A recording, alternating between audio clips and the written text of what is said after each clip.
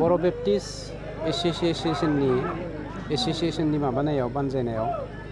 दिनैसिम बे 5थि खेब जोलुर बादायलायनाय बर' बेप्टिस्ट एसोसिएशना दिनै जोंनि बर' समाजावहाय इयुथफोरखौ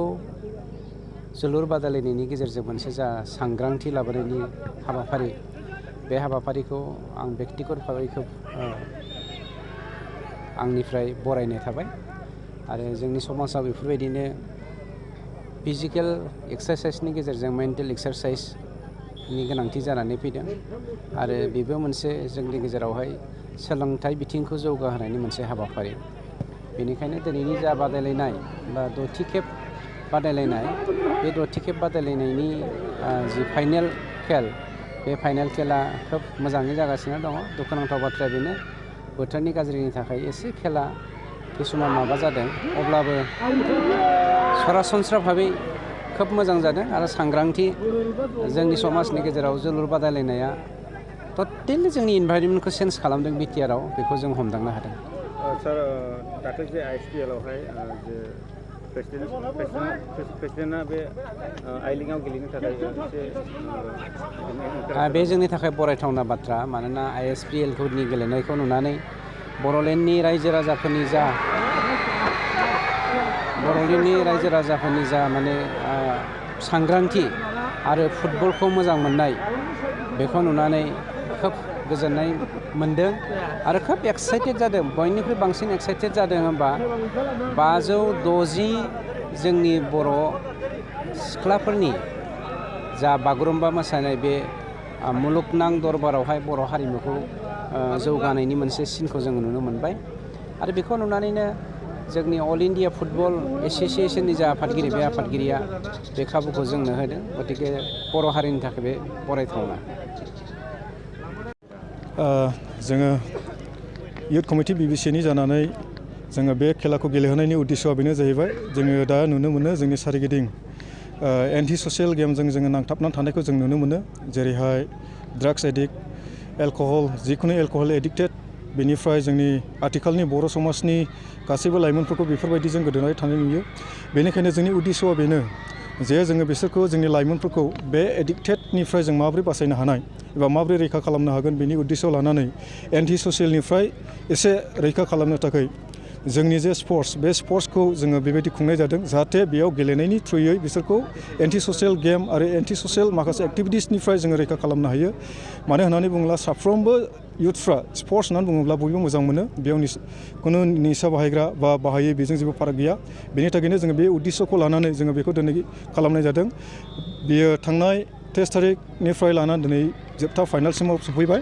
दायो फाइनाल राउन्ड हिसाबै थाइखाजरा एरिया आरो आमथेखा एरिया मोननैनि गेजेराव सोलिगासिनो दङ दा जोङो आसा खालामदों बे गेलेनायनि गेजेरजों जोङो बेयावल' नङा जोंनि बर' बेप्टिस्ट एसोसिएशनल' नङा बा जोंनि इयुथ कमिटिल' नङा बेनि गेजेरजों जोंनि गासै दुलाराय बर'आबो जेन' जोंनो फुटबलखौ मोजां मोननाय हिसाबै फुटबलनिफ्राय सासे राफुंसार गेलेगिरि बेनिफ्राय ओंखारनो जोंनि थांखिया बेनो आरो बेखौ लानानै जोङो बेबायदि खेलाखौ जोङो गेलेहोबाय थादों बबे एरियानिफ्राय जोंहा गासै 7था एरिया दङ मख'जाथावै Thukrajhar area Amteka area Borpatar area Kokrajhar area Bamungaon area आरो धेकियाजुलि एरिया फ्राय जोङो पकेट एरिया हिसाबै बिश्वनाथनि आन्दाराव सिङाव थानाय जनाय बेखौ आरो लोगोसे गफुर बे गासै टीमखौ लानानै जोङो बेयाव गेलेहोनाय जादोंमोन जोङो फारियै जोङो मोननै गेलेहोनायखौ लादों बयसफोरनि थाखाय जोङो फुटबल आरो गार्लसफोरनि थाखाय थ्र'बल जोङो गेलेहोदों आरो आसा खालामदों नेक्स्ट इयुननि फैगौ बोसोराव जोङो बेबायदिनो एक्टिभिटिसखौ जोङो बारायलांगोन एबा जोंनि स्पर्ट्सखौ जोङो बारायलांगोन जोंनि थांखिया बेनो जाहाथे जोंनि इयुथ्सफ्रा गेलेनाय आयदायाव जौगालाङो बेखौ लानानै जोङो बे मटिभखौ लानानै जों गेलेनो बे खेला गेलेनाय बेयो दिनैसिमाव 5th टाइम जाबाय आवगोलाव जोङो गेलेहोबाय थादोंमोन नाथाय सिगांनि गेलेहोनायखौ जोङो एसे गुबुन स्टाइलनि गेलेहोनाय जादोंमोन नाथायब्ला जोङो बेखौ बेबायदि कन्टिनिउ खालामनाया दिनै बे बोसोरसिमाव गासै खेब 5 जाबाय आरो फैगोन बोसोरनि थाखाय माबायदि प्रिपेयार खालामदों फैगोन बोसोरनि थाखाय जोङो साबसिनै प्रिपेयार खालामनानै दङ मानो होननानै बुङोब्ला जोङो जोंनि गोबां लाइमोनफ्रा थुलुंगानायखौ मोनबाय आरो जोंनि रायजो राजाफ्रा मोजां मोनदों मानो होननानै बुङोब्ला बेवहाय गोबां जानाय लोंनायखौ गारनानैब्लाबो आरो जायफ्रा जानाय लोंनाय माखासे एडिक्टेडआव थानाय लाइमोनफोर बिसोरबो दिनै बेबायदि गेलेनायखौ बाहागो लानो मोननानै जोबोद गोजोननाय मोनदों आरो बेनि थाखायनो जोङो सिन्था खालामदों उननि नेक्स्टनि टाइमाव अर्थात फैगौ बोसोराव जोङो बांसिनै गेमखौ गेलेहोनो थाखाय जोङो सिन्था खालामदों खोनासै आङो इउथ कमिटि BBCनि आङो प्रेसिडेन्ट बिनि थाखाय आङो साफ्रोमखौबो खावलायदों नेक्स्ट बोसोरनि थाखाय फैगौ समाव जाहाथे बयबो लैहोर लैहोर फैनानै बाहागो लाफैबावो बेखौनो जोंनि मिरु लाइमोन आफाद BBCनि जानानै साफ्रोमखौबो फैगौ बोसोरनि थाखाय एडभान्स आङो बरायग्रोनाय थाबाय फोरोंगिरि मावनो गोसो जानाय बिजाथिफोरनि थाखाय गोजोनथाव खौरां बाक्सा जिल्लानि सालबारियाव थानाय गुड शेफार्ड नेशनेल स्कुलाव गोबां फोरोंगिरिनि गोनांथि जादों बे फरायसालियाव गाहाय फोरोंगिरिजों लोगोसे आखान्थि फोरोंगिरि आरो साबा आयदा फोरोंगिरिफोरनि गोनांथि जादों फोरोंगिरिफोरनि मासिखौ बिजाथिफोरनि गेजेराव आनजाद लानायनि गेजेरजों थिसननानै लानाय जागोन गाहाय फोरोंगिरि मासियाव एप्लाइ खालामनो थाखाय बिजाथिफोरा MA MSc B.Ed डिग्री लानाय इंराजि रोंगौथि गोनां लोगोआव 5 बोसोर गाहाय फोरोंगिरि महरै मावखांनाय रोंगौथि थानाय जानांगोन गाहाय फोरोंगिरिनि दान बान्थाखौ 14 निफ्राय 20 रोजानि गेजेराव होनाय जागोन बेजों लोगोसे बिगियान फोरोंगिरि इंराजि आयदानि फोरोंगिरि बिगियान आयदानि फोरोंगिरि हिन्दी आयदानि फोरोंगिरि आरो सासे हस्टेल फोरोंगिरिनि गोनांथि बेफोर आयदा फोरोंगिरिनि थाखाय गोसो गुदुं बिजाथिफोरा एप्लाइ खालामनोब्ला बिगियान फोरोंगिरिनि थाखाय बिजाथिया MSc आरो B.Ed डिग्री लानाय जाथारनांगोन बिनि दान बान्थाखौ 10 निफ्राय 15 रोजानि गेजेराव होनाय जागोन इंराजि आयदानि फोरोंगिरिनि थाखाय बिजाथिया इंराजि आयदायाव MA खालामनाय आरो B.Ed डिग्री लानाय जाथारनांगोन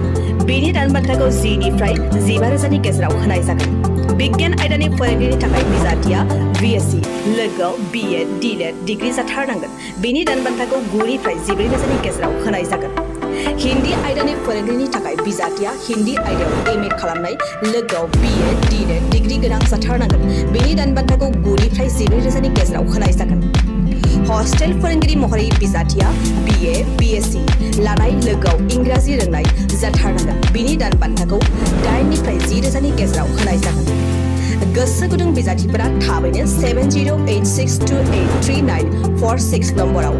WhatsAppनि गेजेरजों गावनि बिजाथिनि फोरमानलाइखौ हरनो हागोन लोगोसे गोबां मिन्थिनो थाखाय 8473002079 जानबुं अनजिमायाव कल खालामनानै खौरां लाहरनो हागोन आनजादखौ बोहैथि दाननि 30 अक्ट'बर रबिबार खालि फुंनि 10 रिंगायाव लानाय जागोन